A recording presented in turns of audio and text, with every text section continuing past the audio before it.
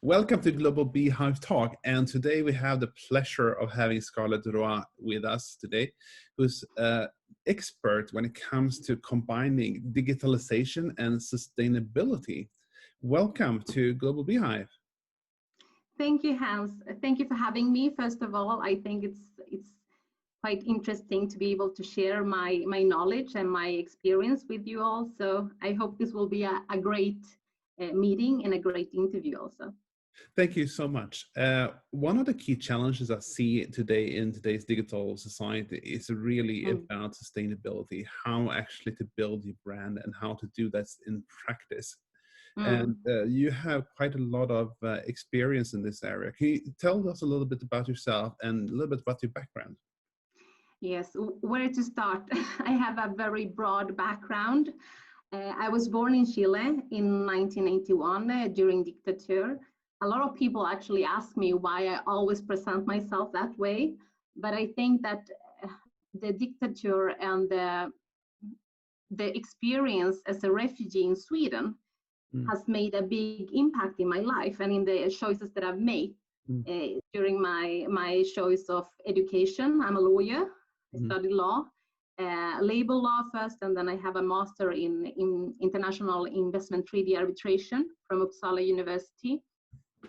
And it has also made a big impact in the choice of career and the way I approach things in life. For example, the topic of sustainability and why questions about human rights and labor laws and things like that are so important for me. So that has with my background as a refugee in Sweden to do. I have, as I mentioned, a very broad background. I studied law, but I've also studied economics, innovation, communication, pedagogy. So it's like a very broad educational background that has led me on different paths in life. So my former job as director of sustainability at Svenska Spel was a big part of my life during that period. And now currently I work as a project manager at Praktikertjänst. That is the Swedish biggest private health company. Excellent. Thank you so much for that introduction. That's the short version of the background. Short version. Yeah. I mean, I think that many companies are talking about sustainability, and it mainly comes out of sort of marketing and communication to build a sort of brand, and not many people actually do that in practice. Can you tell us a little bit about what you did with Svenska Spel and how you approach especially the UN Agenda 2030 in that space? Yes. First of all, I think that a lot of companies are actually doing things in practice, both the governmental organizations, NGOs, public entities, but also a lot of companies are doing really great things in practice, and actually they are not communicating the work because they don't have the means or the ways to do so. But then on the other side, you have a big polarization on companies. Some are doing great things and not communicating, and then you have those who are communicating quite a lot and not doing anything, and then you have everything in between. So it's really hard to say that companies are not doing what they're supposed to. It depends on the company, it depends on the market, the country, and so on. But if we talk about companies in Sweden, for example, Svenska Spel, they're doing quite a lot. I was director of sustainability, not for such a long time, 1.5 years approximately. And we work mainly with the Sustainable Development Goal 3, number 3, that is about health. And the main issue at Svenska Spel is the responsible gambling aspect. It's really important to be able to prevent and intervene customers that are at risk for developing a problem, gambling problem. So we developed digital tools and digital services to actually analyze customers' behavior This was through machine learning and regressive patterns and models. So we could see, for example, tendency of spends, of losing control, of time limits, and so on. Because everything is true. You know, every time you gamble nowadays, you don't go to the physical casinos anymore. You do a lot offline. So Svenska Spel is quite as much gambling company as it is an IT company. So sustainability was like truly connected with the digitalization. And I had 7 people in my team that actually work with digital tools. So even though I was the director of sustainability, I was also very much involved in the digital development and IT development of the company. But isn't there often a conflict between sort of the company growth and focus on sustainability? How do you see that sort of? I think that I'm not going to talk a lot about definitions because I don't think that we have the time to go into philosophical discussions. But I think that definitions are quite important when you talk about sustainability and responsibility. A lot of companies think that responsibility is the same as sustainability, and it's not the same. So, for example, at Svenska Spel, we worked a lot with CSR, it's corporate social responsibility, but that's the responsibility that a company has for its negative impacts on society. In this case, for example, for contributing to problem gambling behaviors in our customers.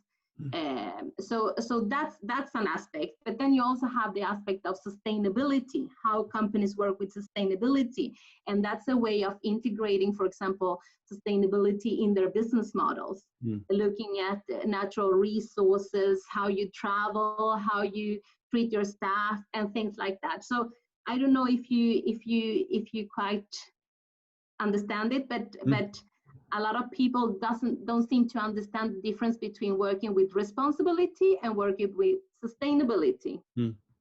So I would say that Svenska Spel is mainly a company that works with responsibility because they have they could contribute to a negative impact on society. But of course, that you don't have companies that only work with one thing; they work with both.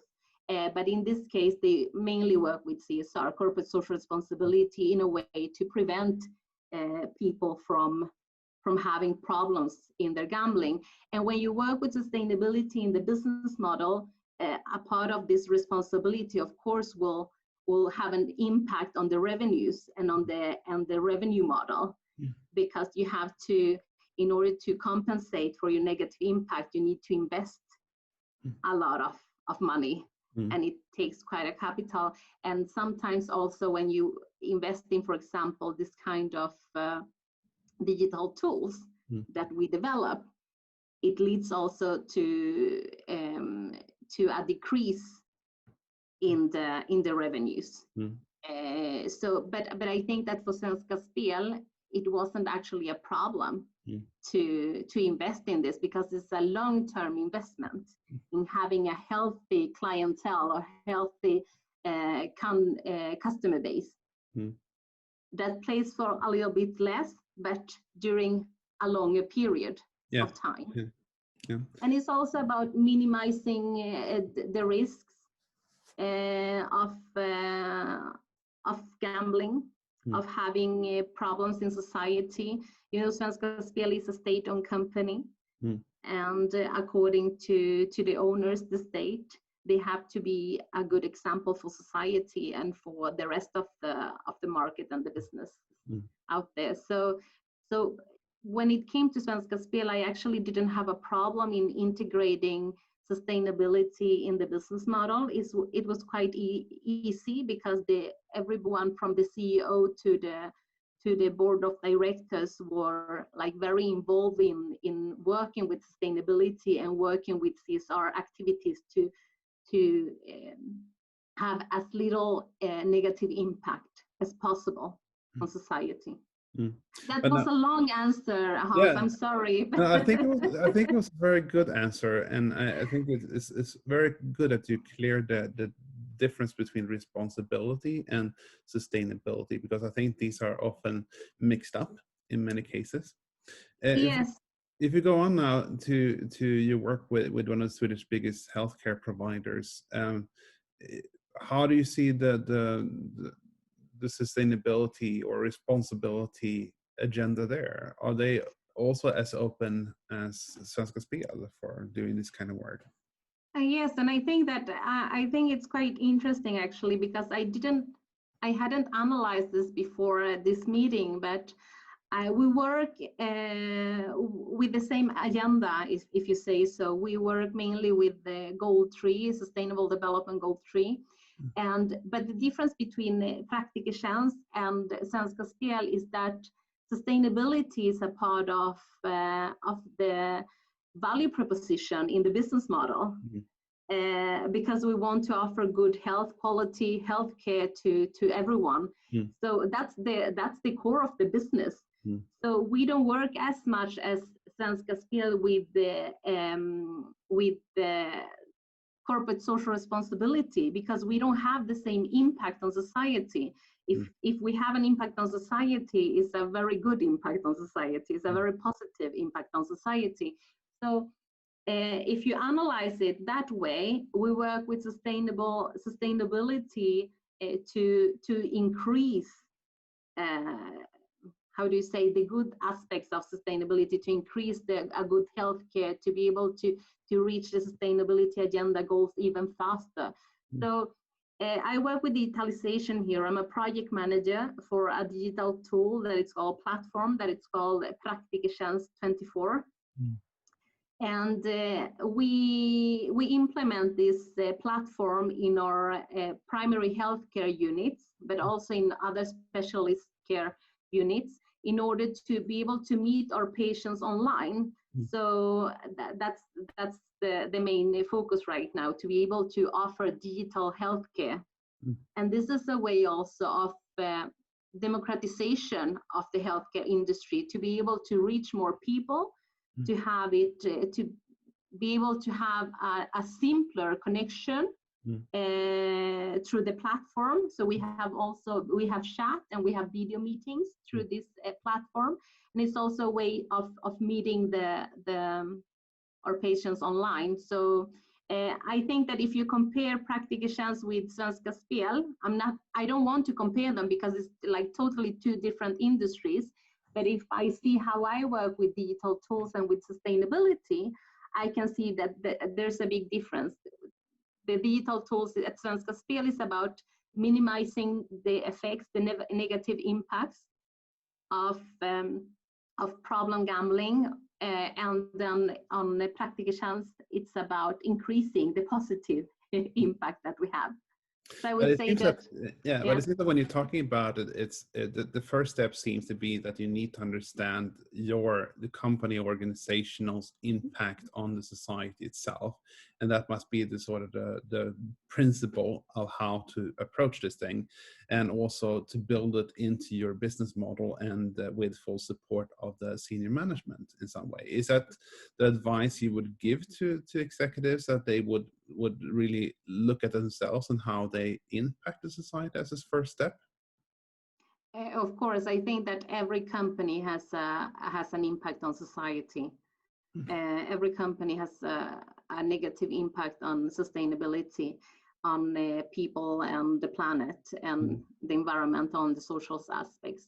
We all travel, we all consume goods, we all have to buy in things and so on and so on. And then we have the whole supply chain that a lot of companies don't even follow up or work with. So if we have that as a starting point, I think that all companies more or less have a negative impact on society and in the environment in some ways or another. Then a lot of people say that you have ways of turning this, for example, through being climate positive. I don't know if you have heard this, or being climate neutral. I don't quite buy those arguments, but what I think is that by analyzing a company, the whole supply chain, and then looking at your business model and trying to transform this one way or another. Either it could be the value proposition, like at Practical Chance, where the value proposition is sustainability to offer good healthcare. But you can also look at the channels or your delivering of the value proposition. You can look at the activities that you do and so on. So you can try, or the revenue streams or the cost structure. So you can try to implement sustainability in different ways in the business model. It doesn't have to be the value proposition. Yeah. So that's my advice, to see the whole value chain, the supply chain, to have your business model and to see how you can implement sustainability on different aspects. If not in the value proposition, because it's not the core of your proposition to customers or clients, then see how you can implement it in other aspects. Yeah, thank you so much for that. I mean, I think that, what we see is that IT organizations are getting slimmer and slimmer, and that most of the work is then left to vendors and suppliers in different value streams to provide this kind of services. But I think that IT organizations still have to be responsible for all of their the footprint they do in all across the vendors and all across the service chains that they actually engage.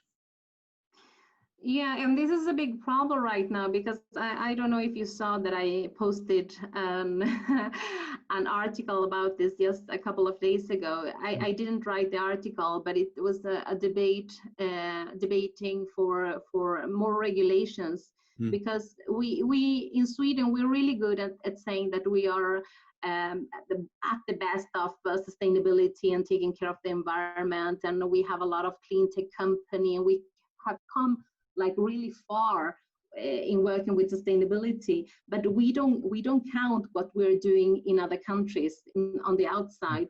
I'm myself from Chile, from Latin America, and we have had big scandals with Swedish companies just dumping, everything on place, on site. There was a big scandal, for example, with Boliden. They did business during the dictator in Chile, and just dumped a lot of waste, radioactive waste, and still in the north of Chile, we have people with cancer, growing up with mutations on their bodies. So we have a big problem with Swedish companies also not taking responsibility for their whole supply chain, not taking responsibility for the under consultants of the suppliers. And I think that we need more regulation in order to be able to control, and maybe also a control organism in Sweden, a public authority that could control this. Nowadays, there isn't anything. So it's mostly about the company's ethics. And you know that ethics and morals could vary from time to time and company to company. And it's also a question of how you communicate this. Yeah. Thank you so much for that insight. I think that was very, very valuable. Do you want to say a few words about what you see in the future? How will this sustainability proceed, and what will be the case in 5 to 10 years? I'm like really torn about the future, because I'm a super positive person. So I see the digitalization. I work a lot with the blockchain technology, for example, to be able to control the supply chain. We work a lot with IoT in the health industry to be able to monitor people at home. So we see a lot of positive changes in society. We see also now with Corona, it has opened the possibility also to connect from home. But at the same time, I see the negative impacts. For example, now with the pandemic, that we see that a lot of people had fallen between the shares, as you say in Sweden, and don't have the resources or don't have work right now. I see a bigger polarization in the world today, and not everybody is as digital as we are in Sweden, not even in Sweden, So this is a big, how do you say it, a big problem in society today, that even though we have got it's less poverty nowadays in the world as we see it, but at the same time, there is a bigger polarization between a few people that have and control all the power and the rest that don't. And I think that this inequality will lead to conflicts, will lead to more corruption and things like that. And I think that digitalization can both be a strength in this work, connecting people, and as we said, for example, at Praktikertjänst, where we're working with digitalization in order to have a bigger democratization in society, where we can reach more people, even on the outsides, not only in the cities. But at the same time, if we don't educate people in digital tools, in digitalizations, in the transformation, then we risk. The risks are that we will have a big polarization in society, where we have a lot of people outside the system. And so I'm like really torn about the future. I don't know. And then the climate change is also a very big question that we didn't have the possibility to talk about today. But I'm very pessimistic about the way we're doing things today, and how we will be able to solve the big climate changes that we have in the future. Thank you so much. Excellent final words about sustainability and digitalization. Thank you so much for participating in this Thank you, talk. Hans, and looking forward to talk to you again. Yeah, I will definitely try to set something up there to continue. Thank you for discussion. the opportunity. Maybe next time talk more about environmental challenge in society and how we can solve this through digitalization. Yeah, thank you so much. Thank you so much. Bye.